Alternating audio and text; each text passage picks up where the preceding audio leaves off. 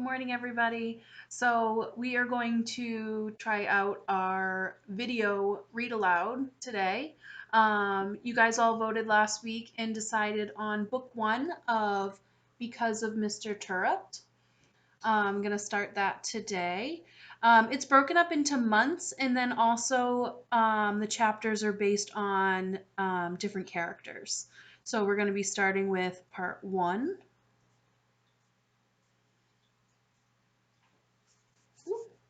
Part one, September, and Peter's our first chapter. All right, let's get started. It's our bad luck to have teachers in this world, but since we're stuck with them, the best we can do is hope to get a brand new one instead of a mean old fart. New teachers don't know the rules, so you can get away with things the old timers would squash you for. That was my theory. So I was feeling pretty excited to start fifth grade. Since I was getting a rookie teacher, a guy named Mr. Terupt, right away I put him to the test. If the bathroom pass is free, all you have to do is take it and go. This year, the bathrooms were right across the hall. It's always been an easy way to get out of doing work. I can be really sneaky like that. I take the pass all the time and the teachers never notice. And like I said, Mr. Terupt was a rookie, so I knew he wasn't going to catch me. Once you're in the bathroom, it's mess around time. All the other teachers on our floor were women, so you don't have to worry about them barging in on you. Grab the bars to the stalls and swing. Try to touch your feet to the ceiling. Swing hard. If someone's in the stall, it's really funny to swing and kick the doors in, especially if he's a younger kid. If you scare him bad enough, he might pee on himself a little. That's funny. Or if your buddy's using the urinal, you can push him from behind and flush it at the same time. Then he might get a little wet. That's pretty funny too. Some kids like to plug the toilets with big wads of toilet paper, but I don't suggest you try doing that. You can get in big trouble. My older brother told me his friends got caught and he had to scrub the toilets with a toothbrush.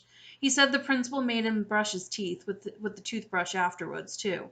Mrs. Williams is pretty tough, but I don't think she'd give out that kind of punishment. I don't want to find out either. When I came back into the classroom after my fourth or fifth trip, Mr. Terupt looked at me and said, "Boy, Peter, I'm going to have to call you Mr. Peabody, or better yet, Peter the Peer. You do more peeing than a dog walking by a mile of fire hydrants." Everybody laughed.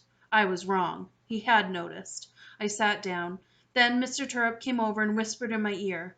My grandpa used to tell me to tie a knot in it. I didn't know what to do. My eyes got real big when he said that. I couldn't believe it. But that didn't matter. Mr. Terupt just went back to the front board and the math problem he was going over. I sat there with big eyes. Soon a smile, too. "What did he say?" Marty asked. Marty's desk was right next to mine. "Nothing," I said. Ben and Wendy leaned across the desk to hear. They sat right across from us. Our four desks made up table number 3. Mr. Terupt called us by tables, sometimes. "Nothing," I said again. It would be my secret. How cool was Mr. Terupt? His reaction was better than being yelled at like the old farts would have done. Some kids in my class would have cried, but not me. And somehow, I think Mr. Terupt knew I wouldn't. It was his way of letting me know he knew what was going on without making a huge stink about it. I liked that about Mr. Terupt. He sure could be funny. And I'm a funny guy. This year, for the first time in my life, I started thinking school could be fun. Jessica, Act 1, Scene 1. The first day of school I was nervous, somewhat. The sweaty palms and dry mouth syndrome struck. That wasn't surprising after all. I was coming to a brand new place. My mom had just moved all the way from the Pacific Ocean to the Atlantic Ocean, where we're here in Connecticut. So it was my first day in Snow Hill School. My mom came to help me get settled. We walked through the glass doors and beautiful entryway and stopped in the main office to ask for directions.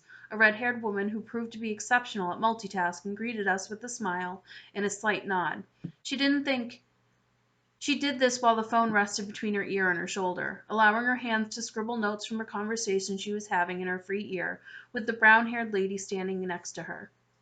We waited. My fingers dug into the hard cover of my book. "Hi, I'm Mrs. Williams," the principal said. This was the brown-haired lady speaking. She looked serious, all decked out in her business suit. "Welcome to Snow Hill School. Can I help you with anything?" "We're looking for Mr. Terupt's room," Mom said. I'm Julie Reitman, and this is my daughter Jessica. We're new in town." Yes, it's a pleasure to meet you both. Let me show you the way." Mrs. William led us out of the office. I glanced at the secretary one more time. She'd be a great character in one of Dad's plays, I thought. My dad directs small plays in California, where I still wanted to be. "How are you today, Jessica?" Mrs. Williams asked. "Fine," I said, although it wasn't really true. We followed Mrs. Williams across the lobby and upstairs in search of my new fifth grade classroom. The hall smelled stuffy but clean, like they'd just been disinfected. I wondered if the custodians had done that on purpose, to make a show of how clean their school was. I followed Mom down the blue speckled carpet and past the rows of red lockers, where some kids were already unloading new supplies. I could feel all of their eyes studying the new girl in town. After the stairs came the whispers. My face burned. "Here you are," Mrs. Williams said. "This is your floor. These are 4 classrooms up here, all fifth grade, 2 on each side of the hall, with the bathrooms right in the middle." Mrs. Williams pointed as she spoke. "That's your classroom," she pointed again. "Room 202. Have a good first day." "Thank you," Mom said. I just nodded. Act 1, Scene 2. We walked into the classroom. The teacher looked up from his desk and smiled at us. The butterflies in my stomach fluttered as if I were a tilt-a-whirl. "Good morning. I'm Mr. Terupt," the teacher said as Mom and I walked in. He came right over to greet us. "Good morning," Mom said back. "I'm Julie Reitman, and this is Jessica. I think she's a little nervous being a new student." My tongue felt so swollen that I couldn't talk. I settled on returning Mr. Terupt's smile. It was a friendly one. "Well, this is my first day too, so I guess we'll try to figure things out together," he said. My smile grew. "Your seat is right over there at table 2. You're with Natalie, Tommy, and Ryan. Being near the windows should give you some good reading light. That's a great book you have there, Jessica."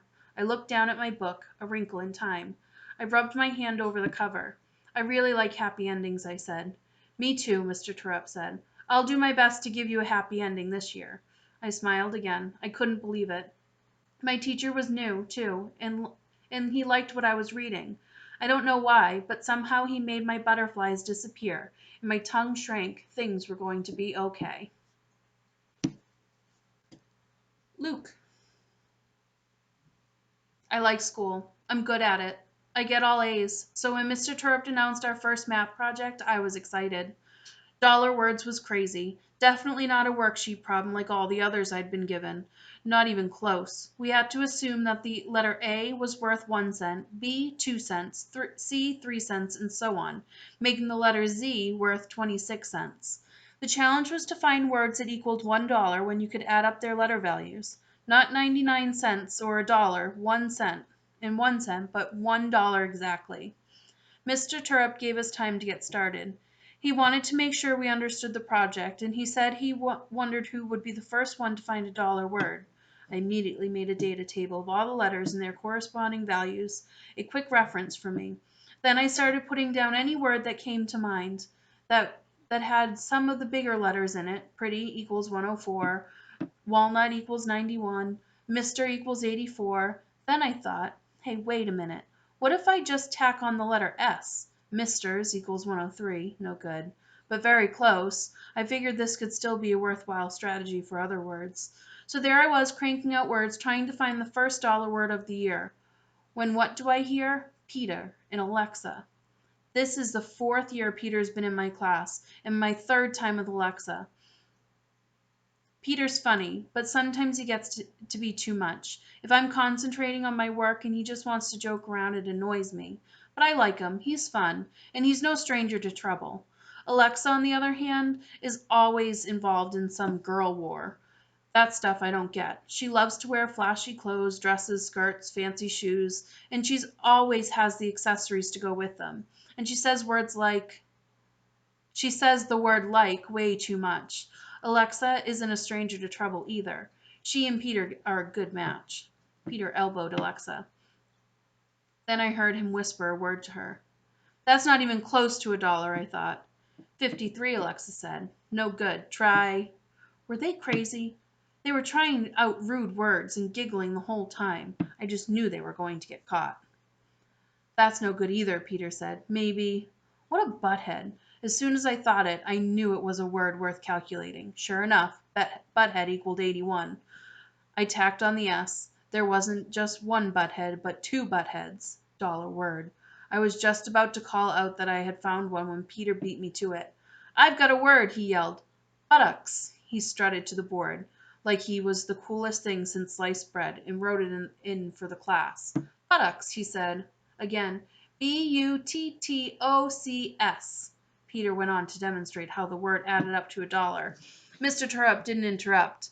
But, just as I was about to, the new girl did. Buttocks is spelled with a K in it, Peter, Jessica said. Peter looked to Mr. Terupt. Sorry, Peter, she's right. Better try again. And maybe you should choose a different type of word than the ones you've been coming up with. Peter slunk back to his seat. No surprise to me. Mr. Terupt knew what Peter was up to the whole time. I raised my hand. Mr. Terupt, I've got one. I walked up to the board, and I wrote butthead. That was followed by a chorus of laughs. Butthead, I said. Buttthead adds up to 81 cents. But if we have more than one, then we get buttheads. And buttheads is $1 word.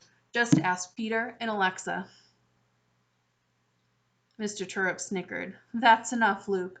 I must say, this isn't a word I was expecting, but nonetheless, it's our first $1 word. Congratulations. $1 were the best math project ever. We started it on a Wednesday, $1 word, and worked for 3 weeks.